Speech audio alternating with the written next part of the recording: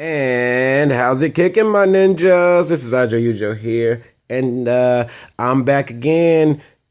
So apparently, you guys really like Cosmo, and you like when I talk about Cosmo. So I'm gonna give you just that. I'm going to go with RTG Part 9? Question mark. This is Part 9, I believe. The title will correct me if I'm wrong, but we're gonna talk a little bit about you know the most important thing in any Cosmo list. There is one little bastard of a card known as this little fucker right here, Cosmo Tin Can. So you always hear people say this is the best card in the deck. You got to play three and blah blah blah blah. But what in the hell does that mean for you newer Cosmo players out there? You just picked up the deck. You ordered a bunch of cards online. You're really focused on playing this deck. How do you improve with it? Well, I'm going to teach you something that I think this is way overdue. This may be a little late to the party, but I just started YouTubing not too long ago. And my camera is doing something awful right now, which is like not focusing. Focus. All right. So there we go. That's beautiful. That's beautiful right there. So we're going to talk a little bit about tin can and constructing tin can piles. So disclaimer, I do not agree that you should almost just, no, not almost. Fuck that. You should never put your power cards in tin can piles in the form of spells and traps. That is a sure sign of a bad time, and that's a recipe of disaster. You're going to lose those games, I think. If you're ever needing to put Cosmo Town in a tin can pile, I think you're losing that game anyway, so you should probably pack it up and move on to the next game and save yourself some time in the round. But more specifically, how do you construct the most optimal tin can piles? Well, we're going to talk about that right now. So there's obviously a lot of variables, but the number one variable is what are the cards in your hand. So you want to construct your tin can pile around what's your focus for the game, not what are the cards I need? So let's just go into autopilot mode. So let's start this. So the first tin can pile is the most common one. This is your pretty much only autopilot pile. I know I'm about to show you 4 cards here. I do realize that, but these 2 cards change depending on the contents of your hand. So I'm not going to go through every single potential possible scenario that I think that's foolish, and I think that's impossible. So if you have a more lock you out of the game soft lock hand, you want to put this in the pile because this is a soft lock piece. If you have I need to just kind of set up, I've got some good pieces. More importantly, you open like Call the Haunteds or Effects or Cosmojo. You want 3 ships all the time, every time, because this will get you to this, or this will get you to every card in your deck, because I never get the Dark Destroyer, so it doesn't really matter if I want a Dark Destroyer and I don't ever get it. And if you do get Dark Destroyer, sometimes it is correct to just banish your tin can to summon this to get another tin can out of your deck. In order, just depending on if I open like double of this or like this and this, I will always do that because it gives you access to 3 cards like instantly. And your graveyard then becomes a part of your hand because this little fucker sets your graveyard up to where these will get you free cards. And that's why you don't ever want to send these guys, because you can get these back.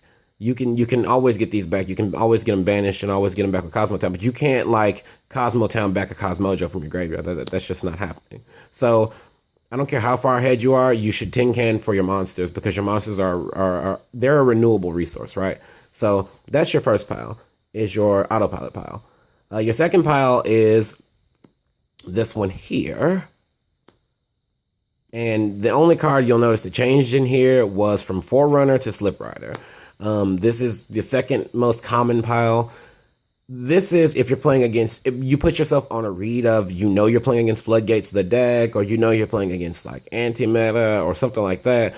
You want access to a Slip Rider, and just yet again, all down to what cards you open. Like if you open lockout.deck, bam, there you go. And I do know this is in a different sleeve, but I only have so many landwalkers in this deck. So And you'll notice a common theme. There's always more ships than anything else, and there's always going to be more ships because the ships go down into your sidekicks. You just kind of want to put this in your piles because it's not that great of a top deck, and I find myself mulliganing it back a lot. But if I can just get access to it, then I'm okay with that. So this is your second pile. Like I said, just adding in Slip Rider for access to back row destruction. Usually you make this pile go in second because you have access to Slip Rider. And your final pile, and if you notice, there is a very, very, very unique trend here. Dark Destroyer is never one of them. Now, I do realize that, remember, this is pretty much this, right? I could have just done, but here's the thing. The reason why I specifically set these two piles aside was because this pile is your if you've already made a pile.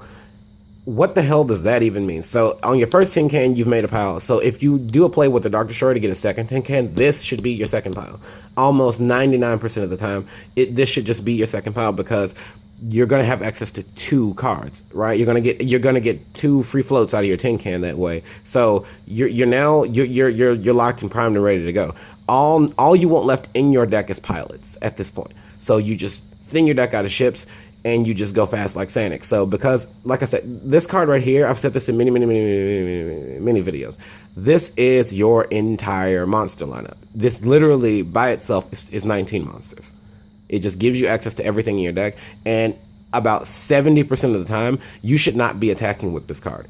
That's not the power level of this card. You shouldn't be worried about popping their cards and taking cards from them. You're going to get to that. You should be popping this to go through your deck.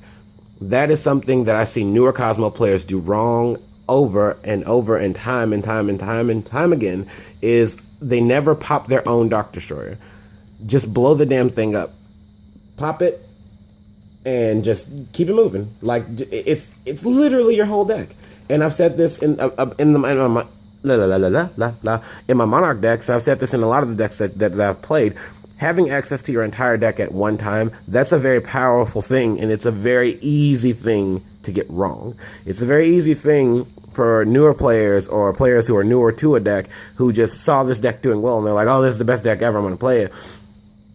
They get that wrong a lot because they don't take access to their entire deck. Hell, as a matter of fact, Robbie Cole, which shout out to him for making it to the finals of the YouTuber Grand Championships.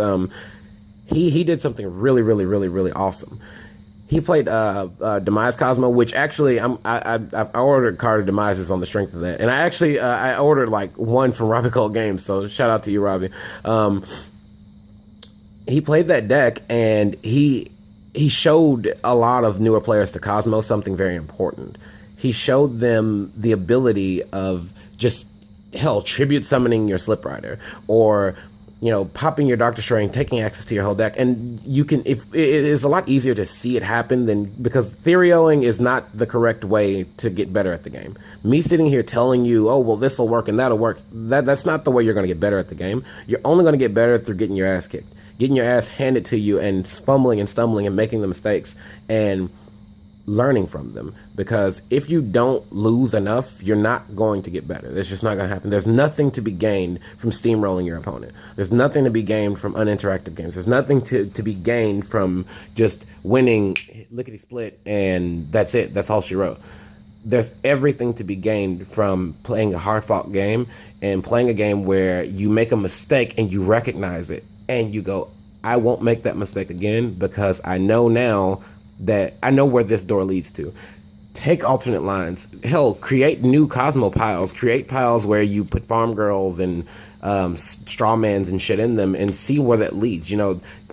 This isn't for you to just go, okay, well, I just said so it's right.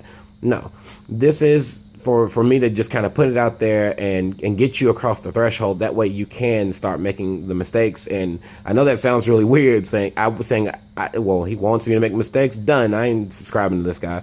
No, what all this amounts up to is the only thing I want you to do is get better.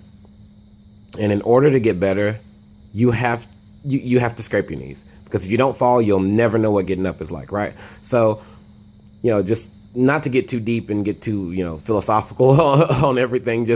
I'm just explaining everything as it comes out of my head, basically, and I have, a lot of ideas and a lot of thoughts, which is why I make videos. So, just kind of, leave a thumbs up, drop a like, subscribe, come back for more content. Hey, in the description I actually write things, so read that. I'm gonna start like getting like dual videos, like actual matches and stuff, because I always tell you guys I play a lot, but you never see me play. So I'm gonna get some dual videos up. I'm gonna get some more content out there for you guys, because I really like doing this. It's really fun for me. So just let me know what you think. Is my Kozmo pals wrong to you? Are my tin can pals incorrect for you? Do you think that you could do better? Show me. Drop a like. Let's discuss. Let's talk about it. Let's stereo a little bit, and let's all help each other to improve, because we got a week before Nats, guys. And I would love nothing more than one of my subs to get out there and slice and dice and hack and slash and kick some ass all the way to the top tables at Nats and bring home the bacon and go rep Team USA at Worlds. So remember, keep it kicking, my ninjas, and always do better than you did last time. Thank you, guys. Peace.